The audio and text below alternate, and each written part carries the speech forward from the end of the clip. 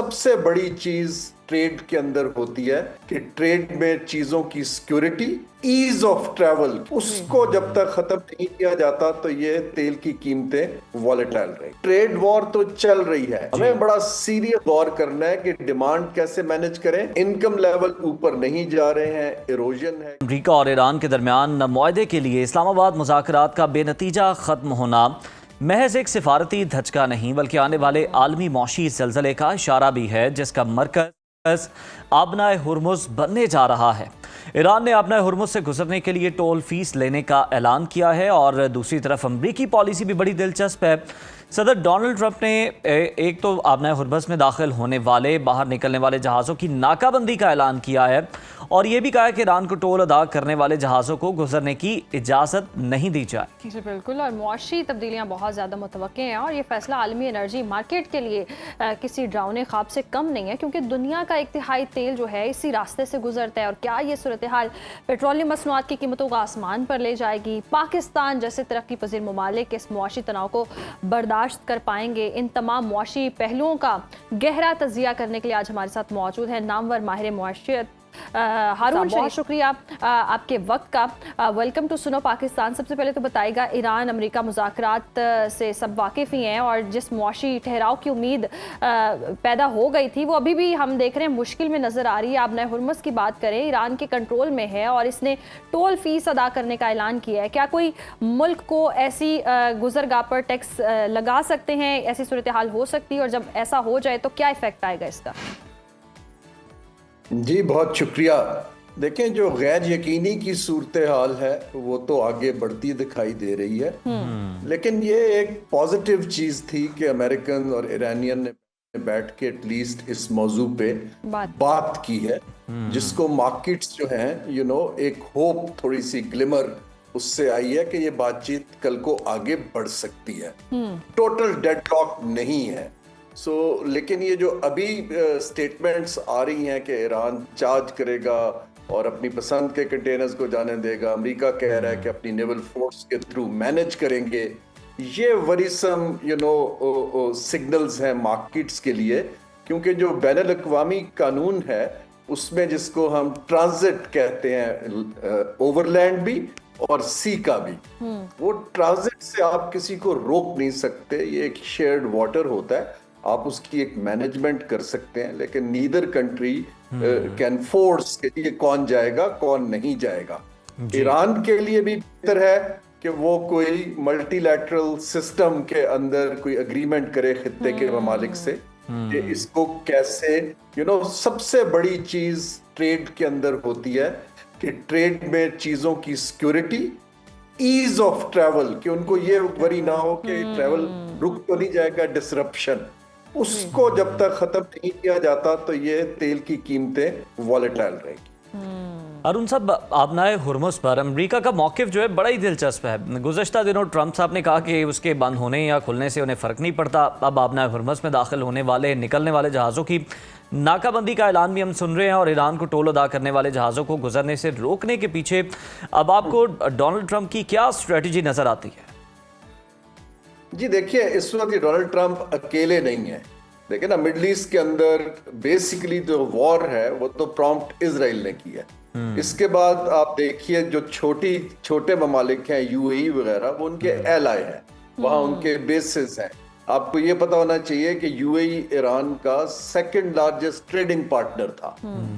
अब ये जो तल्लुकात खराब हो रहे हैं और यूएई ने यूएस के कैंप में विजिबली पोजीशन ली हुई है, तो it's not only Donald Trump, उनकी जो स्टेटमेंट्स हैं उसके पीछे और बहुत से ममालिक का हाथ है। सिमिलरली जो आप देखिए इस वक्त यूरोप के अंदर यूटिलिटी बिल्स बढ़ रहे हैं, यूके के अंदर पेट्रोल प्राइसेस ऊपर जा रही हैं, क्योंकि उनका भी इस पे, तो ये अकेले यूएस का इशू नहीं है, क्योंकि यूएस के पास तो अपना ऑयल भी है, लैटिन अमेरिका से भी ले सकते हैं, लेकिन ये इस पूरे खित्ते का, जापान, चीन, सबका इसके अंदर इंटरेस्ट है।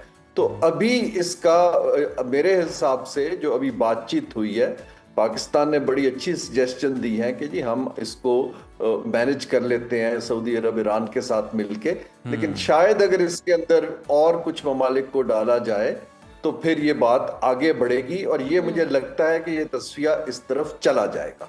सही सही। तो आपको क्या लगता है कि ये जो आलमी ताकतें हैं इनके पास आबनाए हुर्मस का कोई काबिल अमल मुआशी मुतबादिल मौजूद है, या दुनिया तेहरान और वाशिंगटन के रहमो करम पर ही रहेगी? ये करंटली तो नहीं है। अगर है भी रेड सी की तरफ से तो बड़ा एक्सपेंसिव है और उस टाइम कंज्यूमिंग है। लेकिन जीसीसी के ममालिक की एक ख्वाहिश है कि एक ऑल्टरनेट रूट बन जाए। लेकिन बेहतर पूरी दुनिया के लिए यही है कि कोई ईरान के साथ ऐसा वर्केबल सोल्यूशन बन जाए कि ईरान की सैंक्शंस में कुछ कमी आ जाए और ईरान ट्रेडिंग कर सके, और इन रिटर्न उस ट्रेड ऑफ में जो अमेरिका और आलमी ताकतें उसको कह रही हैं वहां पर थोड़ा सा एक दो स्टेप्स पीछे चला जाए। ये हमारे लिए आइडियल सिचुएशन है। लेकिन इसको ये एक प्रोसेस है। ये जो हमने अभी ये जो मुज़ाकरात थे, आई थिंक एक हाइप क्रिएट हो गई that everything will be resolved. I think ये एक प्रोसेस का आगाज है। 40 साल से एक मुल्क सैंक्शंस में है, उसको चेंज होते सूरत हाल वक्त लगेगा। बिल्कुल सही। हारून साहब, आपने हुर्मुज़ की बंदिश से एशियाई ममालिक की मैशतें शदीद मुतासर हो रही हैं, तो क्या हम एक बाकायदा ग्लोबल ट्रेड वॉर की जानिब बढ़ रहे हैं? जी, ट्रेड वॉर तो ऑलरेडी हो रही है। जब से यूनाइटेड स्टेट्स ने यूनिलैटरल टैरिफ लगाने शुरू किए थे, मल्टीलैटरल सिस्टम को खत्म कर दिया था, WTO की कोई अब रिस्पेक्ट नहीं रही है, तो ट्रेड वॉर तो चल रही है। लेकिन इस वक्त ग्लोबल लीडरशिप जो है वो कुछ माली मफाद के लिए बड़े शॉर्ट टर्म ऐसे फैसले ले रही है जो ग्लोबल इकोनॉमी की स्टेबिलिटी को हिट कर रहे हैं। आप देखिए, जब से ये फैसले लेने किए हैं, इस वक्त रिसेशन जो है दुनिया का वो जा नहीं पा रहा है। दुनिया कोई ग्रोथ में नहीं जा रही है। 50% जो दुनिया की ग्रोथ एक्सपेक्टेड है वो एशिया से है। एशिया में चीन सबसे बड़ी मईशत है। अब अगर चीन को आप स्लो डाउन करते हैं तो बाकी दुनिया भी स्लो डाउन होती है। तो ये इसके बड़े डीप रूटेड है। पाकिस्तान को यहाँ पर बड़ा केयरफुली अपनी जो एक्सपोर्ट मार्केट्स हैं उसको डिवर्सिफाई करना है। हम अब एक दो ममालिक पे इन्हिसार नहीं कर सकते, क्योंकि अगर उनकी मईशत बैठेगी तो हमारे ऊपर डायरेक्ट इम्पैक्ट आएगा। सही सही। अच्छा हारून साहब, माहिरीन का ख्याल है अगर आबनाए हुर्मस इसी तरह बंदिश का शिकार रहती है तो खाम तेल की कीमतें $150 तक जा सकती हैं। आप इस सूरत हाल में आलमी अफरात ज़र को कहाँ देख रहे हैं? जी, आलमी अफरात ज़र तो हर मुल्क की देखे ना, जैसे पाकिस्तान है, हम 85% पेट्रोलियम की चीजें इंपोर्ट करते हैं, ठीक है? तो हम बहुत ज्यादा वल्नरेबल हैं क्योंकि हमारे पास अपना नहीं है। जिन ममालिक के पास लॉन्ग टर्म रिजर्व्स हैं, जैसे चीन 104 दिन का रिजर्व रखता है, सो ये हर मुल्क की इकोनॉमी के ऊपर डिफरेंट इम्पैक्ट आएगा। लेकिन जो इंपोर्ट डिपेंडेंट इकोनॉमीज हैं जैसे कि हमारी है, हमें बड़ा सीरियस गौर करना है कि डिमांड कैसे मैनेज करें और ऑल्टरनेट फ्यूल की तरफ अगले 3 से 5 साल में किस तरह मूवमेंट की जाए, क्योंकि ये कॉन्फ्लिक्ट्स के जो शॉक्स हैं वो 250 मिलियन की पॉपुलेशन के मुल्क के लिए अब्सॉर्ब करने बड़े मुश्किल है। हम कोई बहुत छोटा सिंगापुर जैसा आइलैंड नहीं है कि हम इसको आराम से डील कर लें। बड़ा मुल्क है और आबादी भी ज़्यादा है और चैलेंजेस भी उससे ज़्यादा हैं। हारून साहब, पाकिस्तान ने एक तरफ सालिस बनकर मीडिएट करवाने की कोशिश की, तनाज़े को ख़त्म करवाने की, दूसरी तरफ तवानाई के लिए सारा इन्हिसार दरामदी तेल पर है। इस तनाज़े की तवालत पाकिस्तान की इकॉनमी को किस हद तक मुतासिर करेगी मज़ीद? जी, तो ऑलरेडी कर रही है। हमारी GDP ग्रोथ के अंदर ऑब्वियसली स्टैग्नेशन दिखाई देती है 2026 में। ज्यादा वरीसम ये है कि जो मुतवस्सित तबका है, मिडिल और लोअर मिडिल इनकम कार्डर्स, उनके ऊपर कंजम्पशन पावर कट होने का ज्यादा फियर है, क्योंकि जो ऑयल प्राइसेस ऊपर गई हैं, उन्होंने जो प्रोड्यूसर्स हैं चीजों के और बेचने वाले, उन्होंने तो कंज्यूमर को पास ऑन कर दी है।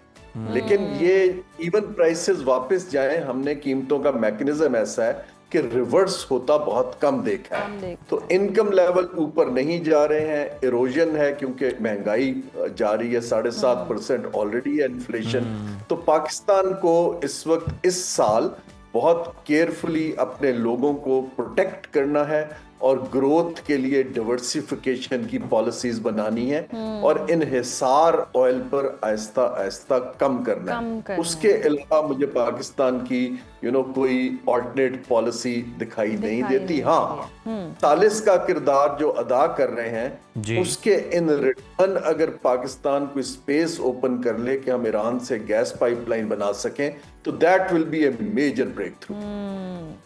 हारून साहब, ऐसी सूरत हाल में आलमी स्टॉक मार्केट्स की बात करें या गोल्ड मार्केट की बात करें, इस कशीदगी पर कैसा रद्दअमल दे रही है और सरमायाकारों के लिए अब अपने कैपिटल को बचाना कितना डिफिकल्ट हो गया? जी, गैर यकीनी की सूरत हाल में सरमायाकार लॉन्ग टर्म इन्वेस्टमेंट्स नहीं करते।